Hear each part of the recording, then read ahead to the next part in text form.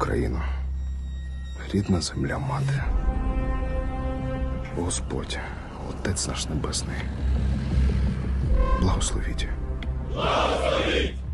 Europe has just 3 years to get ready for an attack by Russia on NATO and could end up losing a war to Vladimir Putin. That was the apocalyptic-sounding warning from both Poland's Secretary of State and a respected German think tank in recent weeks.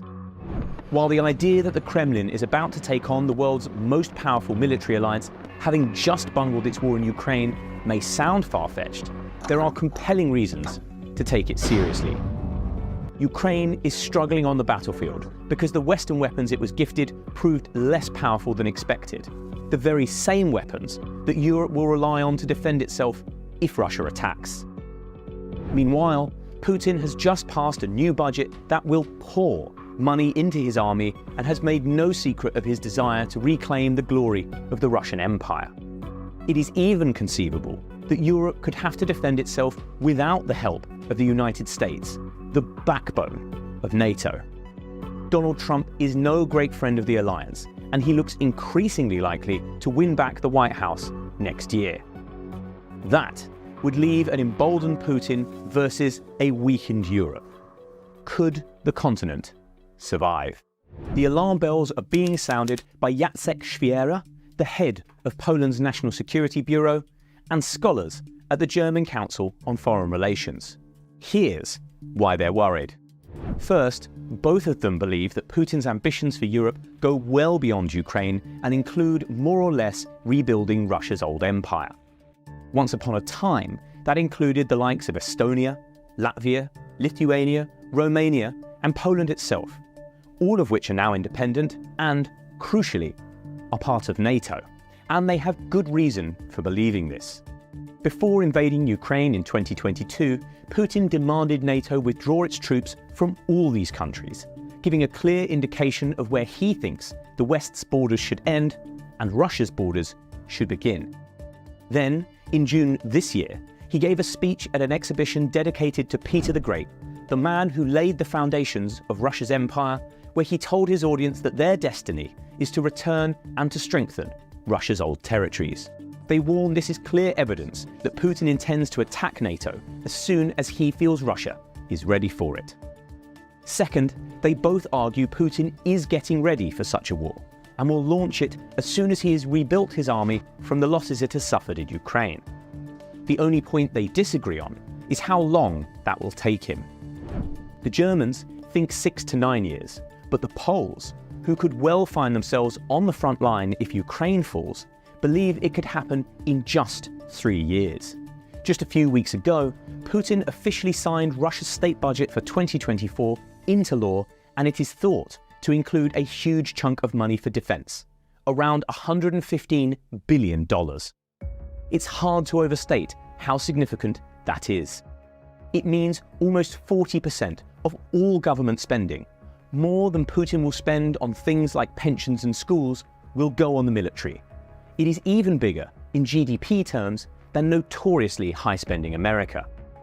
As a result, the Germans believe Russia will be able to recruit and train around 280,000 troops per year. And Moscow claims it can build thousands of tanks in the same time frame, having churned out 2,100 in the last 12 months.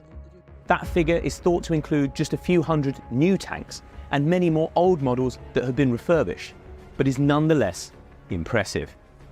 It means Putin could recoup all of the losses he has suffered in Ukraine within Poland's 3-year estimate, assuming he can force Kiev into some kind of truce.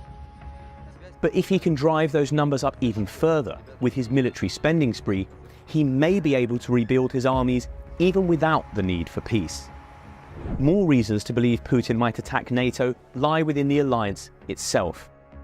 First, Ukraine's failed counteroffensive has called NATO's weaponry into question. Kiev and its allies bet they could win a quick victory because their gear was better than Russia's.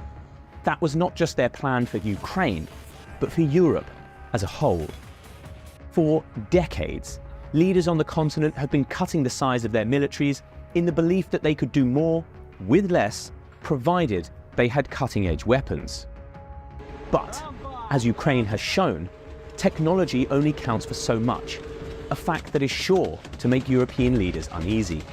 Second, NATO could be heading towards a future where it loses its most important member, America. No country spends more on its military in dollar terms than the United States, and the reason the Europeans have felt so comfortable cutting their own armies is because they were on Team USA. But Washington's support for the continent no longer appears guaranteed. Just last week, senators blocked a $100 billion defense package that included aid for Kiev amid a squabble over their southern border. This week, polls showed about half of voters think Biden is spending too much on the war, and more polls released over the last several months suggest Donald Trump stands a good chance of winning the election next year. He is no great friend of NATO, and if he regains power, he could cut aid to Ukraine entirely and perhaps even yank US troops out of Europe. That would both embolden Putin and gift him the time and space he needs to rearm. If the Russian despot then launches another invasion, Europe could be left to face him alone. Would the continent survive such an onslaught? It all depends on what European leaders do next. While the whole of Europe's eastern flank would be at risk from Putin, perhaps the biggest danger lies in the Baltics. These three countries, Estonia, Latvia and Lithuania, were long-standing parts of Russia's empire and are today sandwiched between Russia proper, its military exclave of Kaliningrad, and its close ally, Belarus. They are connected to the rest of Europe by the narrow Suwalki Gap, and if Putin were to use his newly rebuilt tank army to close that gap, they would be cut off.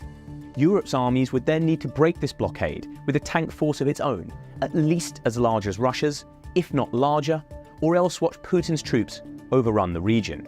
An infamous set of war games in 2014 found NATO would lose this fight, even with America's help.